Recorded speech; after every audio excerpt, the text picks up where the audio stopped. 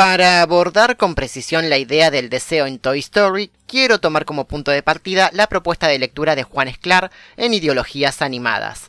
Los juguetes como una proyección no de los temores infantiles, sino de los miedos de los adultos. Los juguetes no son esclavos ni trabajadores explotados, ellos no trabajan ni pertenecen a nadie, simplemente dan amor, un amor incondicional y asimétrico. En Toy Story, el amor de los juguetes por los niños es metáfora del amor de los padres por los hijos, un amor asimétrico, sobre todo en lo relacionado a deberes y obligaciones, y absolutamente incondicional. Este es el gran acierto de Pixar, la razón por la cual los padres miramos estas películas con la misma devoción que nuestros hijos. Sufrimos con los juguetes porque sufren ellos, el padecer de los padres es el padecer de los juguetes. Si antes pudimos establecer un enlace problemático con Lacan, ahora puede ser mucho más productivo establecer un diálogo con la obra de Sigmund Freud, concretamente con el texto Tótem y Tabú. En la trilogía original hay un elemento ausente cuyo silencio hace ruido, el padre. Si lo pensamos en términos freudianos, desde la metáfora de la horda primitiva, el padre está muerto, asesinado por los hijos, que deseaban tener relaciones con las hembras del clan. Consumado el parricidio y arrepentidos por el acto, los hombres lo reemplazan con un tótem y se impone la prohibición del incesto. Entonces Woody no es el supremo objeto de deseo de Andy, es su padre simbólico y literalmente es la ley, y la llegada de Buzz es una amenaza a su paternidad. Como tótem, Woody garantiza la unión de la comunidad, pero descubre que puede ser reemplazado. De manera accidental, empuja a Buzz fuera de la casa de Andy. Siendo la ley, la infringió. La historia de Woody es la historia de cómo restaurar el orden, restablecer la ley y enmendar el daño. El de Woody es un arco de redención, y el de Buzz es un arco de superación. En los 90, varias producciones de Walt Disney estuvieron atravesadas por un eje narrativo, la preservación del orden. El extraño mundo de Jack nos enseña que los cambios son malos. El Rey León, que hay que respetar los rangos dinásticos. Pocahontas, que hay que permanecer del lado de las tradiciones del pueblo. Tarzán, que el hijo de hombre un día será y deberá asumir responsabilidades con su comunidad. Los cambios solo son aceptables si acatan la ley del padre, y los guardianes del orden suelen ser masculinos. Habría que analizar aparte los casos de Pocahontas y Mulan para próximos episodios. Entonces tenemos dos modos de leer Toy Story, una lectura freudiana desde la perspectiva de Woody, una lectura lacaniana desde la perspectiva de Buzz. Acá quiero establecer un corte y preguntarme, ¿eso es todo? ¿Y si mis hipótesis de lectura están mal orientadas o encapuchadas por un velo patriarcal? El falogocentrismo describe el privilegio de lo masculino en el proceso de construcción de significado. El falogocentrismo muestra la estrecha solidaridad que existe entre la erección del logos paterno, el discurso, el nombre propio dinástico, rey, ley, voz, yo, pelo del yo, la verdad hablo, etc. y del falo como significante privilegiado. Aunque a veces lo decimos en forma de chiste, para Freud todo pasa por el falo, todo tiene que ver con eso. Entonces, ¿qué pasa? Que en nuestro sentido común, la mujer se define por oposición al varón y lo femenino se define por oposición a lo masculino. Pero además, nuestra forma de concebir el conocimiento está marcada por el falogocentrismo. El hombre, con mayúscula, escribió la historia, con mayúscula, protagonizada por hombres en minúscula y plural, y el saber está asociado al pensador, masculino singular. Entonces, como el psicoanálisis es falogocéntrico, en el momento de ensayar un análisis sobre Toy Story, repito la idea del falo como centro de poder y de la razón, porque es lo que la historia de la disciplina ha establecido con su máximo referente,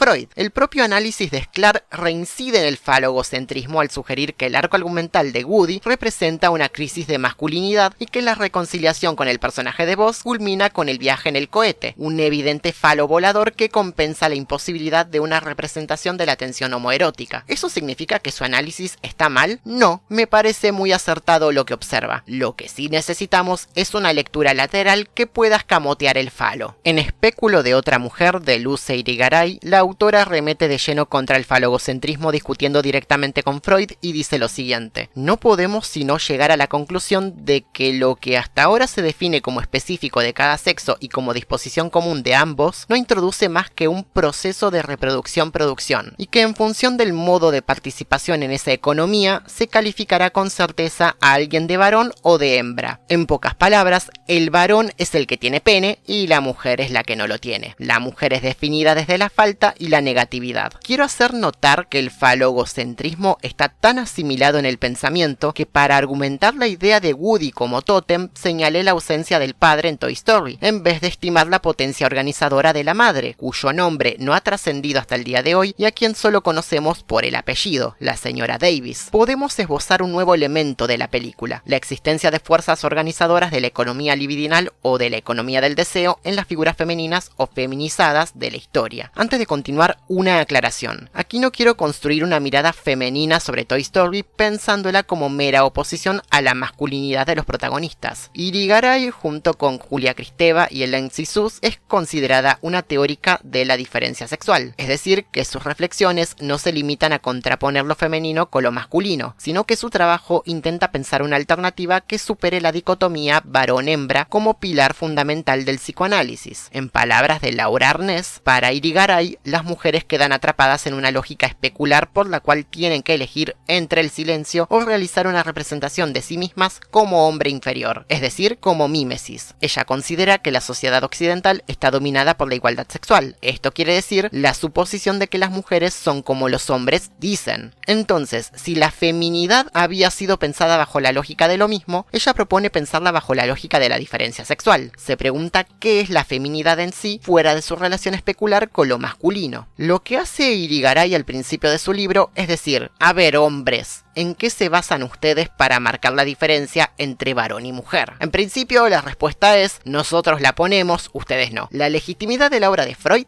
se basa en un argumento de mierda, que además reduce las posibilidades a dos modelos, lo masculino y lo femenino. El problema con esto es que todo lo que no sea masculino entra automáticamente y sin escalas en el espectro de lo femenino. ¿Recuerdan el estadio del espejo de Lacan? Irigaray lo critica. El bebé no está mirándose solo en el espejo y determinándose por sí mismo en función de la imagen reflejada, sino que este proceso está mediado por un orden simbólico falocéntrico, que dictamina lo masculino como superior y lo femenino como inferior. Lo explico así. Bajo una crianza patriarcal, el niño que se mira al espejo no se va a probar los tacones de mamá ni a maquillarse, porque la voz del padre le va a decir que eso no es de hombre. El padre le va a decir eso no se hace, eso lo hace mamá, solo las nenas lo hacen. Irigaray redobla la crítica diciendo que dentro de esta lógica, la mujer termina funcionando como el espejo en el que el varón ve reflejado todo lo que no es. Entonces, la identidad del hombre se va a determinar en total oposición a todo lo que él cree que la imagen de la mujer representa. En el trabajo de Irigaray, la figura de la mujer no es pensada desde la carencia, pero tampoco desde la esencia, sino como diversidad alternativa al falogocentrismo. Es decir, se puede conocer, pensar y experimentar la realidad sin el falo. Contemplando el trabajo de Irigaray, podemos decir que el proceso de subjetivación de Buzz Lightyear se elabora con dos dispositivos simultáneos, el estadio del espejo y la ley del padre. Lo primero es representado por la imagen que Buzz tiene de sí mismo y lo segundo simbolizado en Woody, que le dice todo el tiempo a Buzz lo que puede hacer y lo que no. Habiéndonos ocupado de ellos lo suficiente, es hora de dedicarnos a las figuras que me interesan en este episodio. La madre es la fuerza organizadora de la economía libidinal por excelencia. En Toy Story esto es más que evidente, porque es la mamá de Andy la que lleva a cabo la fiesta de cumpleaños, la que trae a Buzz Lightyear al hogar, la que lleva a sus hijos a Pizza Planeta. Ella gestiona la circulación del placer en el hogar. Es una fuerza ordenadora relativamente silenciada a pesar de su importancia. El caso de Bo requiere un episodio aparte, porque fue un personaje con un rol secundario en las dos primeras películas, cuya ausencia en la tercera se hizo sentir y mereció un desarrollo mucho más amplio en la cuarta. Es una figura útil para pensar en cómo esa fuerza organizadora no permanece estática, sino que se desplaza. Irigaray, criticando el complejo de Edipo freudiano, dice: el orden social, nuestra cultura, el mismo psicoanálisis, así lo quieren. La madre debe permanecer prohibida. El padre prohíbe el cuerpo a cuerpo con la madre. En el episodio anterior hemos dicho que Buzz es hablado por el lenguaje. No se nos ha ocurrido pensar que Buzz no ha tenido vínculo con una fuerza organizadora primordial, con una matriz originaria, con una zona placentaria. Lo que se le impone desde un principio es el falo de la ciencia ficción, la nave, y lo que ha incorporado desde su proceso de fabricación es una lengua falogocéntrica. El lenguaje es la ley del padre, es la voz que le dice lo que debe ser y lo que no, la voz del sistema de sonido incorporado y la voz del comisario que le marca límites todo el tiempo. Pero esta ley está limitada al cuarto de Andy, al espacio del andros, hombre en griego, a una gramática masculina restrictiva restrictiva que no enuncia aquello que está fuera del falogocentrismo. Irigaray invita a pensar un lenguaje distinto. Frente a la idea lacaniana de que el inconsciente es el discurso del otro, Irigaray denuncia la falsa neutralidad de la disciplina psicoanalítica en el momento en que se formula esta afirmación. Es decir, ¿resuena del mismo modo la palabra en el sujeto constituido como varón que en el sujeto sexuado mujer? Si lo femenino fue construido como un ruido mudo, sin lengua propia, sin posibilidad de palabra, entonces es allí hacia donde hay que refundar una nueva gramática. Dicho de otra manera, el envite no consiste en elaborar una nueva teoría de la que la mujer sería el sujeto o el objeto, sino en frenar la maquinaria teórica misma, en suspender su pretensión de producir una verdad y un sentido unívocos en demasía, lo que supone que las mujeres no quieran ser iguales a los hombres en el saber, que no pretendan rivalizar con ellos construyendo una lógica de lo femenino que adoptara aún como modelo lo ontoteológico, sino que intenten en su lugar desprender esa cuestión de la economía del logos, que no la planteen pues bajo la forma ¿qué es la mujer?, sino que repitiendo, interpretando el modo en que en el interior del discurso queda determinado lo femenino como carencia, defecto o como mimo y reproducción invertida del sujeto, ellas signifiquen que en el campo de lo femenino es posible un exceso perturbador respecto a esa lógica. Como esto puede parecer confuso, voy a adelantarme hacia la siguiente película para mencionar a Jessie, que se la puede interpretar equivocamente como la contraparte femenina de Woody en términos de juguete, pero es mucho más que eso y de hecho ella no es definida por él, no es la subordinada de Woody, ella es desborde, energía, valentía y carisma, ella es exceso.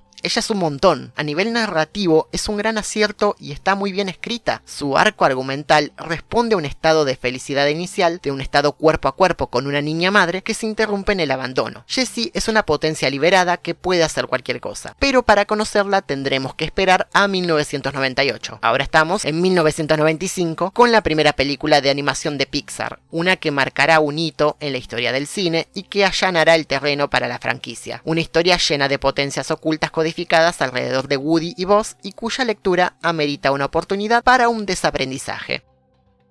En el revés de la ley del padre está la lengua negada de la madre. Cito a Florencia Angiletta: leer no es clasificar, leer es poner en juego los modos situados, contradictorios, conflictivos, en los que las subjetividades son sujetadas por los sistemas de sexogéneros, raciales, clasados, capacitistas, así como también los modos a partir de los cuales producen agenciamientos, es decir, cortocircuitos, interrupciones, torsiones frente a estas sujeciones. Entonces, el sueño feminista de un lenguaje común, como todos los sueños de un lenguaje perfecto, de una denominación de la experiencia perfectamente fiel, es totalizador e imperialista. Se reclama que exista una nueva gramática para las mujeres, pero ¿quiénes y cómo la van a construir si toda la palabra que conocen pasa por el falo? Aquí aparece la cuestión de la imitación, poder hacer uso de la palabra para sobrecargarla, desbordarla y generar cortocircuito. Jessie, en términos de merchandising, es o debería ser la versión femenina de Woody, pero ella se apropia del significante que la viste. Es decir, si ella es vaquera, entonces va a ser la más vaquera de todas en sus propios términos. Va a desbordar de western por todos sus poros. ¿Y qué es el western sino un estado de viaje permanente hacia el oeste en busca de aventuras? Un punto de fuga codificado en forma de una aventura hacia el territorio fronterizo abierto. Si para Sklar el temor de los juguetes es el temor de los padres, Jessie, en las coordenadas propuestas por el psicoanálisis de Irigaray, reanuda la potencia de las madres. Volver a ser juguete es el deseo de Jessie. También es importante que descubramos y afirmemos que siempre somos madres, desde el momento que somos mujeres. Traemos al mundo otras cosas, además de criaturas. Procreamos y creamos otras cosas, además de criaturas. Amor, deseo, lenguaje, arte, expresión social, política, religiosa, etc. Pero esta creación, esta procreación, nos ha estado secularmente prohibida y es preciso que nos reapropiemos esta dimensión maternal, que en tanto mujeres nos pertenece. Repito, sería inconducente pensar la maternidad solamente en su sentido biológico, del mismo modo que es inconveniente pensar una feminidad desde una esencia de mujer. En Toy Story, ser juguete es crear, recrear y ser creado y recreado. Es participar de la economía libidinal propuesta por las fuerzas organizadoras del deseo. Entiéndase la organización no como un ejercicio de poder autoritario, sino como marco de posibilidad que habilita el reconocimiento del propio goce fuera del falogocentrismo. Y acá quiero volver a citar a Irigaray. Es importante que descubramos la singularidad de nuestro goce.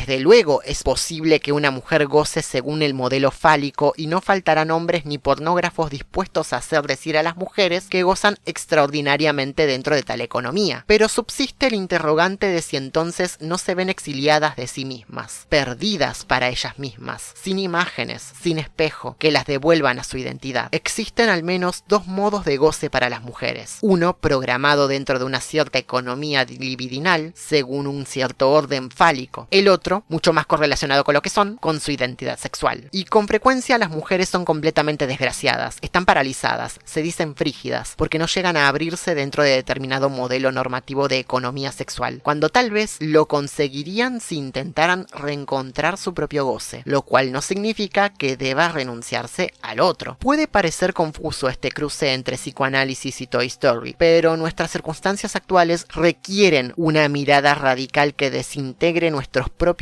modos de ver, contra el monopolio del deseo, la diseminación y el no retorno al padre, contra la autoridad abusiva del terapeuta freudiano que histeriquiza a sus pacientes, una fuerza organizadora de la palabra que emancipe los cuerpos del silencio. No regresaré a la caja, grita Jessie, que teme a la oscuridad. A la penumbra que no se vuelve, se contrapone el brillante deseo de recrearse a través del lenguaje corporal del juego.